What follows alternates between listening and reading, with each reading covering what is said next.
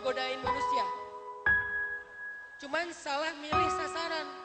Baru pertama ngegoda manusia yang dipilih legend. Salah gitu kan. Dia keluar pede gitu. Wah, malam ini saya bakalan godain manusia dari sholat tahajud. Milih orang, oh itu ada yang lagi tahajud. Ternyata Rasulullah, dia anak baru. Kan habis tuh dibully. Dia datang, oh Muhammad, apa segala macam. Nabi tenang aja sholat. Ada jin lewat lalu lalang, Nabi tenang. Begitu Nabi selesai sholat, dipegang tuh jin, diikat tangannya, diuyel-uyel jadi bola. Digantung di tiang Masjid Nabawi. Ini nanti bisa baca hadis-hadis tentang jin. Digantung di tiang Masjid Nabawi, bola api. Jadi kalau di kita tuh ada tradisi kalau tahun baru Islam, Ramadan, main bola api ya. Ternyata itu di zaman Nabi juga ada tuh. Bola api digantung di tiang masjid, tapi tiang masjid yang dari pohon korma itu gak terbakar. Karena emang apinya bukan api membakar, api jin.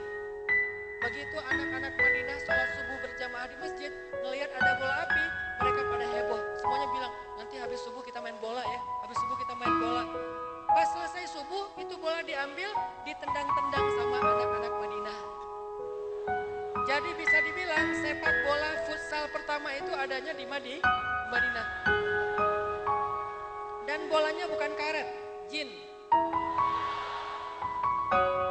Terus Nabi mengambil bolanya, dibuka ikatannya, dilepaskan, ternyata itu jin. Anak-anak Madinah ngelihat ternyata jin.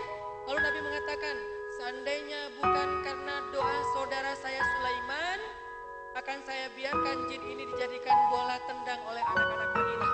Apa doa Sulaiman? Ya Allah, beri saya kekuasaan yang tidak engkau berikan kepada siapapun setelah saya, yaitu jin. Jadi Nabi itu bukan gak bisa, cuman menghargai Sulaiman. Artinya teman-teman, ini adalah contoh-contoh anak muda yang eksis, anak muda yang diutus oleh Allah Subhanahu wa taala, diberikan keistimewaan yang berbeda-beda. Apa hubungannya dengan kita? Hubungannya adalah semua kita, Allah udah ngasih gift sejak kita lahir dengan gift yang berbeda-beda. Nggak ada manusia yang dilahirkan yang nggak punya kelebihan. Sebagaimana juga tidak ada manusia yang dilahirkan yang tidak punya kekurangan. Semua kita dilahirkan dengan kelebihan dan kekurangan masing-masing. Tujuannya apa? Supaya bisa saling menyempurnakan. Contohnya cewek sama cowok. Cewek itu perasaannya 9, logikanya 1. Cowok itu logikanya 9, perasaannya 1. Gak punya perasaan. Makanya cowok itu sering bilang gini, kalau cewek lagi ngambek ya, istrinya lagi ngambek, cowok itu suka bilang gini, salah saya apa? Itu pertanyaan yang gak pakai perasaan. Karena dia hanya berpikir dengan logika, salah saya di mana? Salah saya apa? Perasaan nggak ngomong yang salah, tapi buat cewek itu udah baper banget karena perasaan cewek 9, logikanya 1. Logika cowok 9, perasaannya 1. Tetap ada kurang dan lebih, baru sempurna kalau digabung 10-10.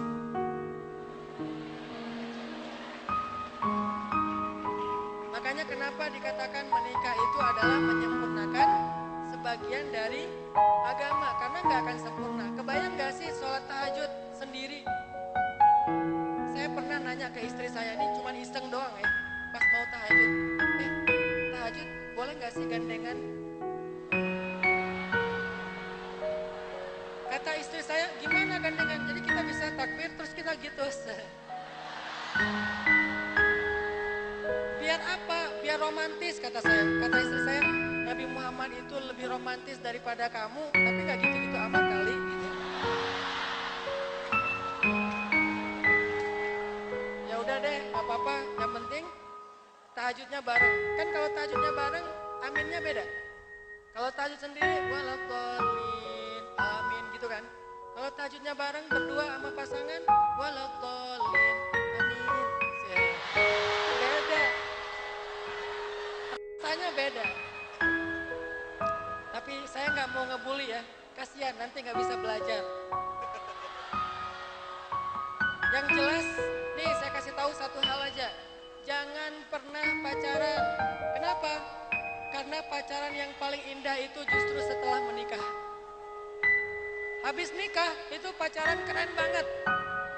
Kebayang gak sih kalau belum nikah kita ada perasaan ke orang lain, ke lawan jenis, itu ngelihat aja dosa loh.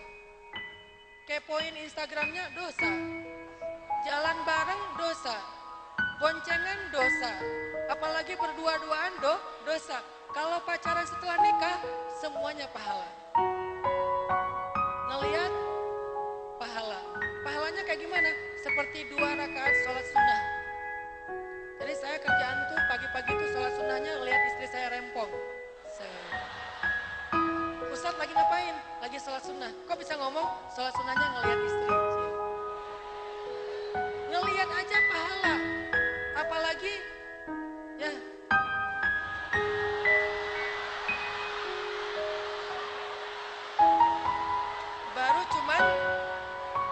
baru cuman ngelihat. Makanya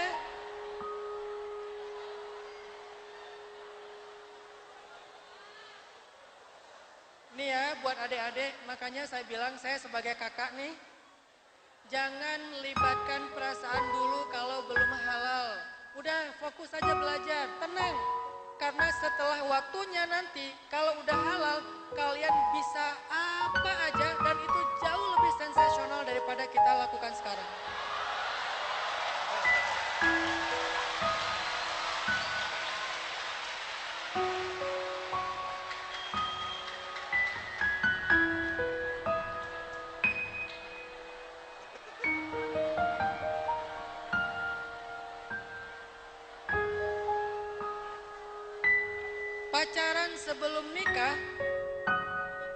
Pacaran sebelum nikah itu cuma mengganggu masa depan kita. Pacaran setelah nikah itulah masa depan. Makanya buat saya kampanye di mana-mana tuh bukan pacaran itu haram, bukan. Pacaranlah setelah halal, itu keren banget. Sampai Nabi itu pernah kan. Nih saya pengen nyampein kisah kecil. Kisah nikahnya Nabi sama Sofia. Ini motivasi biar kita nggak pacaran ya, bukan motivasi biar nikah. Motivasi biar nggak pacaran. Karena nanti pada masanya kalian akan merasakan itu, tapi nggak usah sekarang. Sekarang belajar aja dulu. Tadi sampai lulus S3. Kelamaan Ustadz. Oke, terserah lah ya. Nah, Nabi ini menikahi Sofia. Adegan Nabi menikahi Sofia. Tahu nggak berapa usia Sofia pas dinikahi sama Nabi? Sweet 17. Dan waktu itu Aisyah umurnya 16 tahun. Jadi cuma beda setahun. Jadi bisa dibilang Sofia kelas 3 SMA, Aisyah kelas 2, wakil ketua OSIS.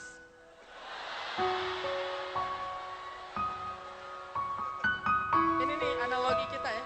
Pas Nabi menikahi Sofia, terus terdengar kabar kepada Aisyah. Jadi kan waktu itu lagi touring nih. Nabi lagi touring dari Madinah ke Khaybar. Nah sampai di Khaybar, Nabi bertemu dengan Sofia. Allah menyuruh Nabi melamar Sofia. Waktu itu yang ikut bareng touring Nabi itu Aisyah. Pas Aisyah tahu Nabi melamar Sofia dan besok bakalan dinikahi, Aisyah langsung kepo. Siapa sih Sofia ini? Jangan-jangan saingan berat nih. Besok Nabi akad nikah dan bikin acara wedding. WO-nya para sahabat. Para sahabat rempong, siapin venue-nya, siapin pelaminan segala macam walaupun sederhana. Pas acara hari wedding, Aisyah datang diam-diam pakai cadar mojok biar gak ketahuan. Yang mana Sofia? Cari. Nabi lagi di depan sama Sofia, Aisyah di belakang di pojok ngeliat. Yang mana sih Sofia? Oh itu, cantik. Akhirnya Nabi pas ngeliat Aisyah, kan Nabi tahu banget ya mata Aisyah ya. Walaupun dia pakai cadar kan matanya tuh mata bidadari banget kan. Bulu matanya tuh lentik. Bulu matanya lentik dan itu bukan karena pakai maskara, touch up gitu enggak. Jadi beauty case Aisyah itu enggak gede, kecil. Kalau beauty case kita kan satu koper. Itu beauty case doang. Akhirnya touch up sini, touch up sana segala macam, pakai jilbab dengan berbagai macam model. Kalau kata Ustaz Abdul Somad ada jilbab Sakratul Maut. diikat di sini sampai kecekek meninggal gitu. Ada jilbab namanya twister hijab, jilbabnya tornado ke atas. Ada jilbab modelnya jilbab galau. Gimana jilbab galau? Pakai jilbab terus ciputnya ditarik dikit di pinggir gitu. Bukan di tengah, kalau di tengah istiqomah, kalau di pinggir galau gitu. Macam-macam jilbabnya. Nabi itu hafal banget matanya Aisyah. Wah, Aisyah datang. Akhirnya Nabi nyusul Aisyah. Aisyah tunggu. Sofia bentar ya, saya ngejar Aisyah dulu ya. Aisyah langsung lari keluar. Nabi ngejar slow motion. Yeah.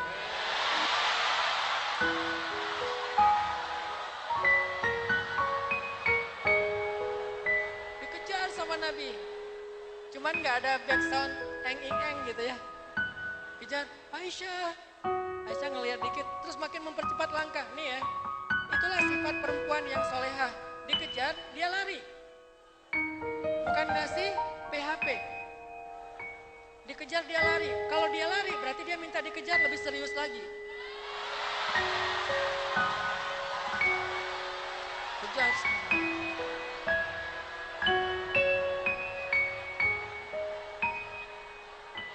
Terus pas udah